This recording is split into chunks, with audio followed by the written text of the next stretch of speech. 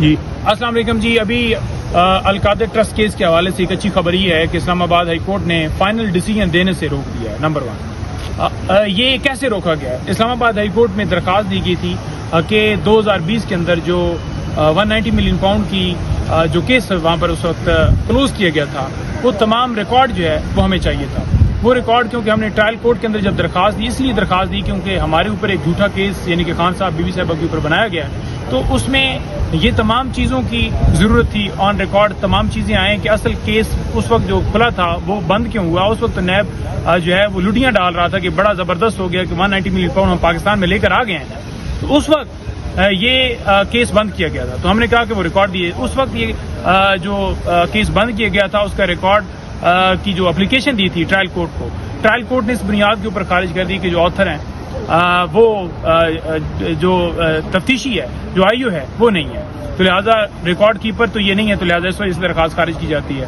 اب اسلام آباد high court میں جب معاملہ آیا ہے تو آج جو ہے وہ نوٹسز بھی کر دیے گئے ہیں، جس میں ہم نے یہی صدا کی کہ ہمیں ریکارڈ دیجیے تاکہ وہ کیس کے اندر ہمیں ہیلپ فل ہو سکے، ہم اپنا موقف صحیح طریقے سے بیان کر سکیں. کیونکہ ہمیں جو ہم چاہتے ہیں کہ ریکارڈ ہم منظر عام پر لے کر آئیں، اگر وہ ہمیں نہیں ملتا تو ڈیفینیٹلی ہم اسے کیسے جو ہے وہ ہمارے کیس کے اندر وہ ہیلپ ہو سکے گی، یا ہمارا کیس اگر ہم سمجھتے ہیں کہ ان ڈاکومنٹ سے مضبوط ہو سکتا ہے تو پھر وہ ریکارڈ دینا ضروری ہے. تو لہٰذا اس میں نوٹسز ہو گئے ہیں اور خان صاحب کو آج جو 36 دن کے ریمانڈ کے بعد آج انہیں جوڈیشل کر دیا گیا ہے توشہ خانہ کیس کے اندر، جو جھوٹا ایک چوتھا کیس سٹارٹ کیا گیا ہے. تو انہیں جب جوڈیشل کیا گیا ہے تو اب ہم بیل کی طرف جائیں گے، ان کی ضمانت بعد از گرفتاری جو ہے وہ موو کریں گے، پھر دیکھتے ہیں کہ اس کے اندر کیا معاملہ جو ہے وہ آگے بڑھتا ہے، کب تک ضمانت ہوتی ہے. ایسے کیا کہیں گے؟ دیکھیں، یہ 4 کیسز کا فیصلہ سپریم کورٹ نے کر لیا تھا. بڑا انفارچونیٹ ہے کہ ہماری جو ریزرویشنز تھی اس کو ایڈریس نہیں کیا گیا ہے. بیسیکلی یہ تھا کہ ہمارے سارے کیسز جس میں ریکاؤنٹنگ کا ایشو نہیں تھا، بیسیکلی یہی تھا کہ جو ریکاؤنٹنگ کی اپلیکیشن آئی ہیں تو ہمارے ویلڈ ووٹ کو انویلڈ کر کے پھر ان کو دوسرے پارٹی سے مائنس کر کے ہمارے 1,34,000 سے کم کر کے 1,20,000 تک ہے. اب 2 کیسز جو قومی اسمبلی کے تھے وہ الگ تھے، اس میں نوٹیفیکیشن پہلے سے ایشو ہوا تھا.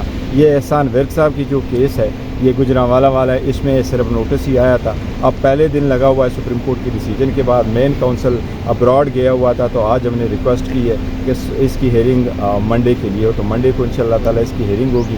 الیکشن کمیشن پہ ہماری بڑی اسٹرانگ ریزرویشنز ہے، باوجود اس ریزرویشن کے ہم الیکشن کمیشن کے سامنے پیش ہو رہے ہیں. یہ بھی آرڈر اگر پاس ہونا ہے تو جوڈیشل آرڈر پاس ہونا ہے، ود ریزنز پاس ہونا ہے. ہم الیکشن کمیشن سے پھر بھی یہ امید رکھتے ہیں کہ یہ ہماری یہ بھی استدعا کریں گے کہ جس بندے نے کبھی درخواست پہلے دی نہیں تھی ان کو کوئی ایشو تھا نہیں، فارم 45 سارے وضع ہوئے تھے، اس پہ کسی کو آبجیکشن ہوا نہیں، ان کے ویلڈ انویلڈ ووٹ اس میں ریکارڈڈ ہے. فارم 47 پراپرلی ایشو ہوا تھا. اس کے بعد کون سی ایسی بات آ گئی ہے کہ آپ ان کو کہیں گے میں ریکاؤنٹ کرتا ہوں؟ پہلے کی آپ اس کی مثالیں اٹھا لیں. وہ ریکاؤنٹنگ ایسے کرتے ہیں کہ ہمارے ویلڈ ووٹ کو ریجیکٹ کر کے کہتا ہے آپ کے اتنے ووٹ کم نکلے اور دوسرے کے زیادہ نکلے. اچھا سر،